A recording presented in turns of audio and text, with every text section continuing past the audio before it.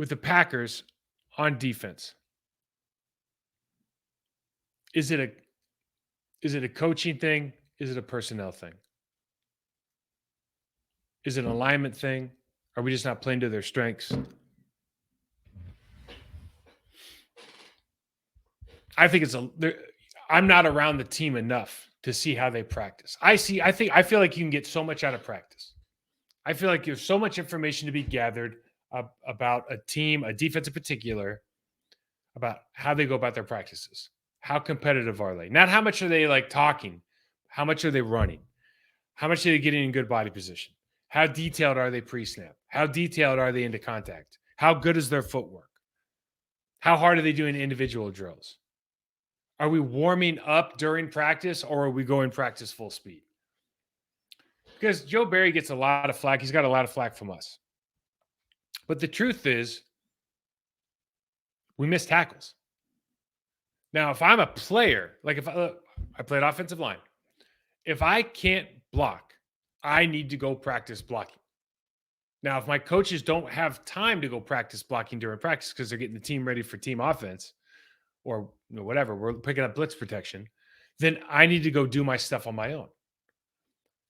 If I'm missing tackles or if I can't get off, if I'm tackling people 8-9 yards down the field because I can't get off a guard's block or a center's block, and I'm not working on that stuff by myself, I'm not like, as an ex-player, I'm not putting that on Joe Barry.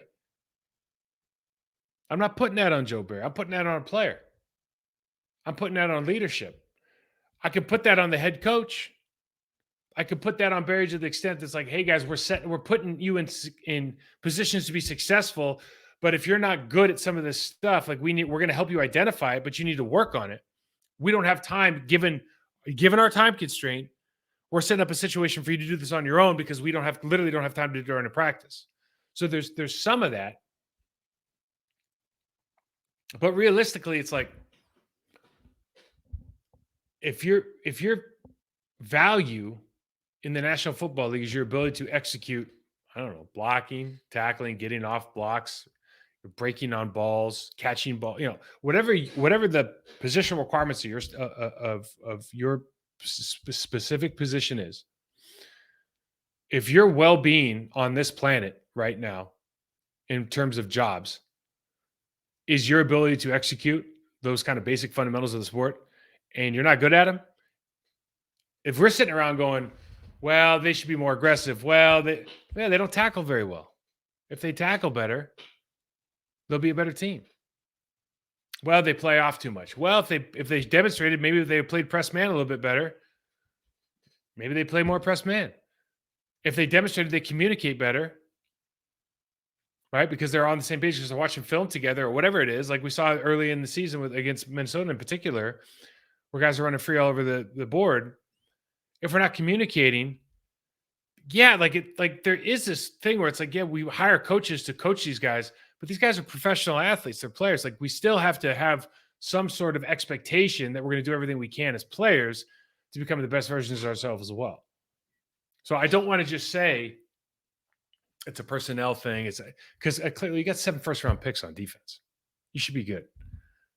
All of these coaches are NFL coaches, regardless of what you think of them. They're all NFL coaches. You should be good. It's just a question of how do you put it together? Do you got the right personalities in the room?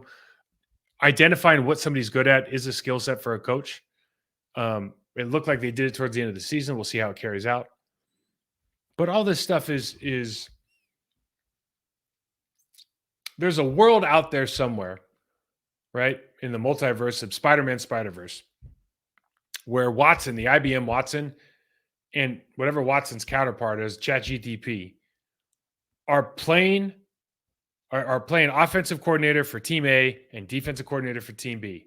And they are running the absolute perfect play for each situation. And when that happens, it comes down to what players on the field execute the best. What players execute the fundamental basics of the sport better than their counterparts?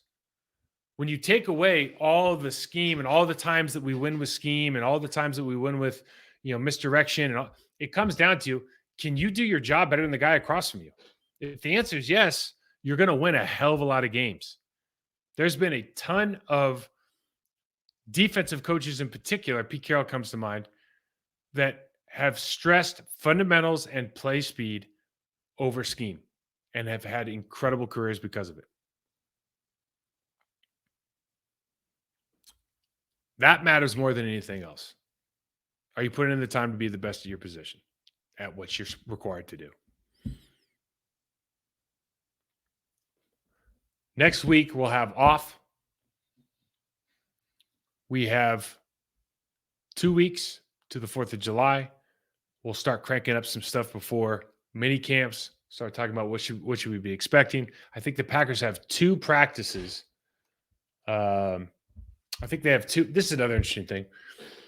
So Bill Belichick goes back years ago, and he figures out that he can get like game reps if he goes and visits another team during training camp. Because if you're playing for the Green Bay Packers and you go play against the Miami Dolphins, the Kansas City Chiefs in preseason, and you go to practice, like, I'm not losing to that guy. So we're going full speed. In other words, there's no conversation if we have a joint practice and they're like, hey, it's 9-on-7. Let's just go thud. We're not going thud. Or, hey, we're going team. Like, maybe the quarterback still has the day off as far as he's not going to get hit.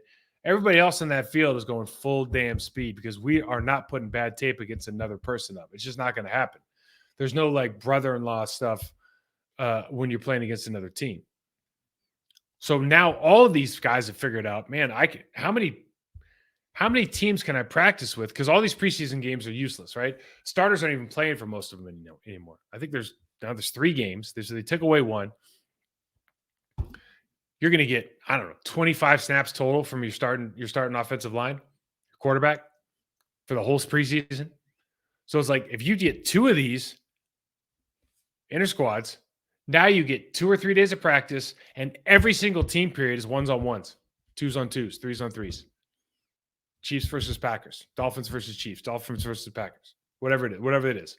But now you're getting good on good all the time. And dude, those guys are going hard. 1-on-1, offensive line, defensive line, pass rush, going hard. It should be anyways. Like Mike, it should always. It's not.